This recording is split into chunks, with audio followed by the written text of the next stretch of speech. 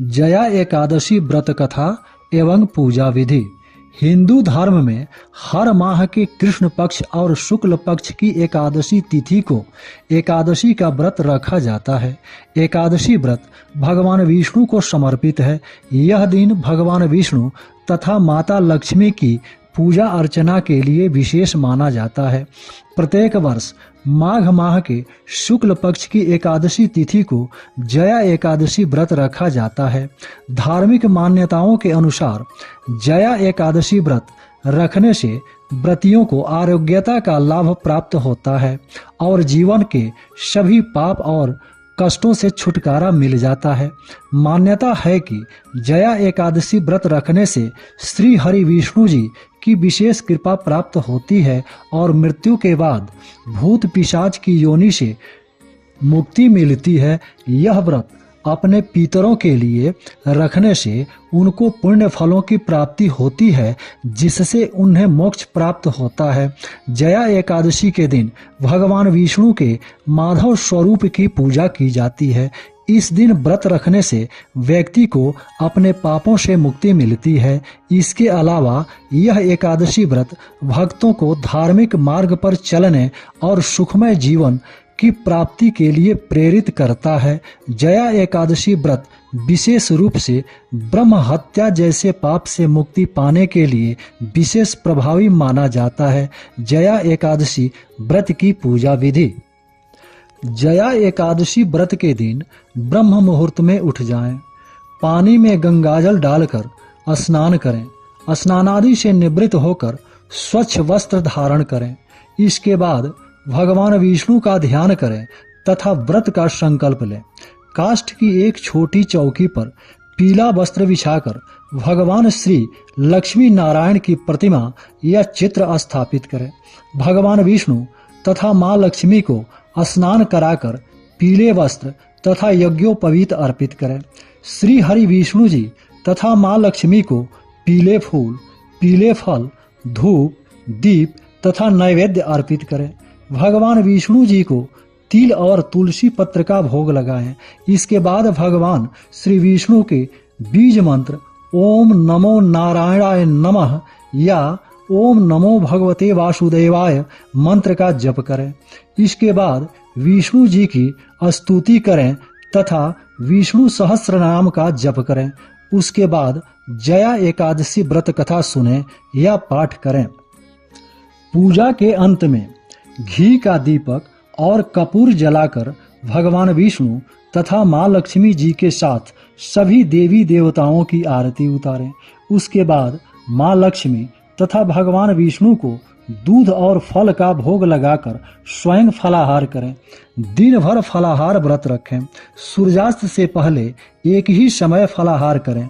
शाम के समय श्री हरि विष्णु तथा मां लक्ष्मी की पूजा करें और भजन कीर्तन करें।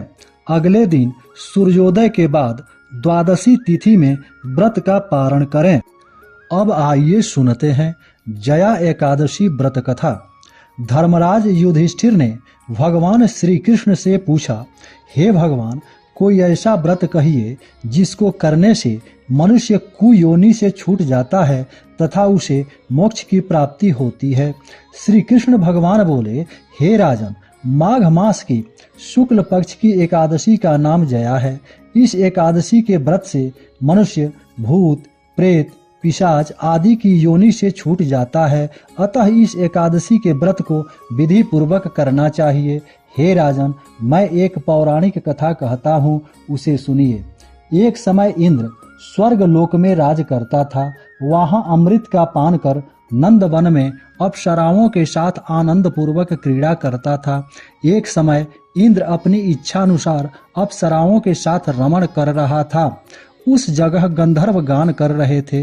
वहां गंधर्वों में प्रसिद्ध पुष्पदंत तथा उसकी लड़की चित्रसेन की स्त्री मलिन ये सब थे।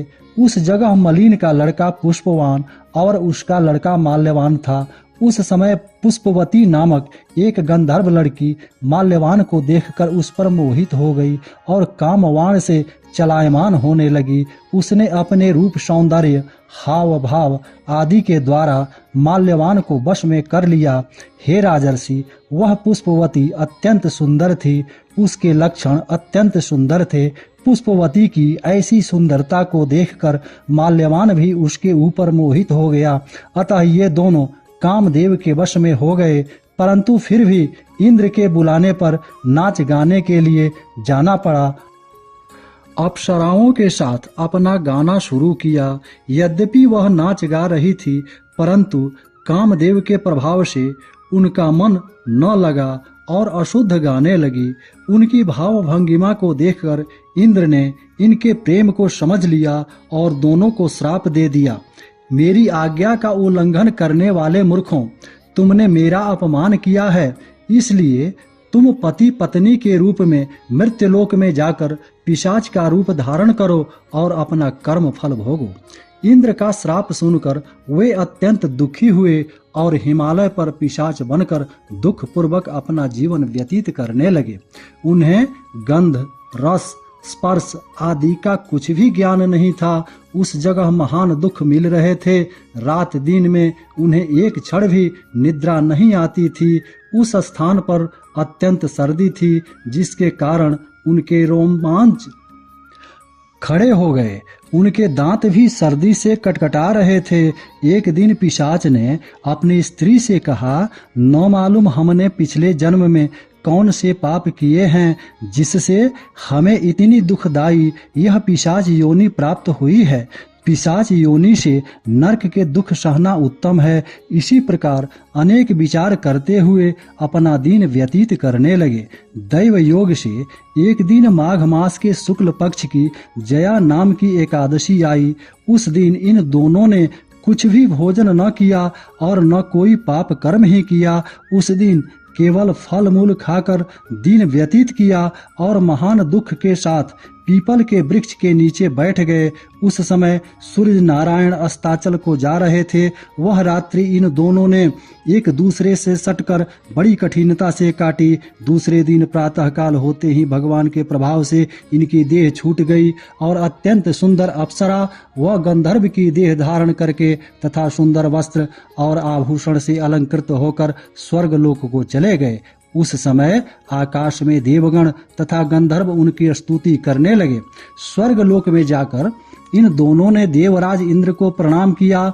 इंद्र को भी इनका अपने प्रथम रूप में देखकर महान आश्चर्य हुआ और इनसे पूछने लगे कि तुमने अपनी पिशाच देह से किस प्रकार छुटकारा पाया, सो सब कहो। इस पर माल्यवान बोले कि हे देवेंद्र, भगवान विष्णु के प्रभाव तथा जया एकादशी के व्रत के पुण्य से हमारी पिशाच योनि छूटी है। इंद्रदेव बोले, हे माल्यवान, एकादशी व्रत करने से तथा श्री विष्णु के प्रभाव से तुम लोग पिशाच की देह को छोड़कर पवित्र हो गए हो और हम लोगों के भी वंदनीय हो गए हो, क्योंकि शिव तथा विष्णु भक्त हम लोगों के वंदना करने योग्य हैं। अतः आपको धन्य है, धन्य है। अब तुम पुष्पवती के साथ जाकर विहार करो। हे युधिष्ठिर, इस जया एकादशी के व्रत करने से समस्त कुयोनि नष्ट हो जाती है। जिस मनुष्य ने इस एकादशी का व्रत किया है उसने मानो सब तप, यज्ञ, दान आदि किए हैं। जो मनुष्य भक्ति पूर्वक जया एकादशी व्रत करते हैं वे अवश्य ही सहस्र वर्ष तक स्वर्ग लोक में निवास करते हैं। जय श्री कृष्ण। राधे राधे।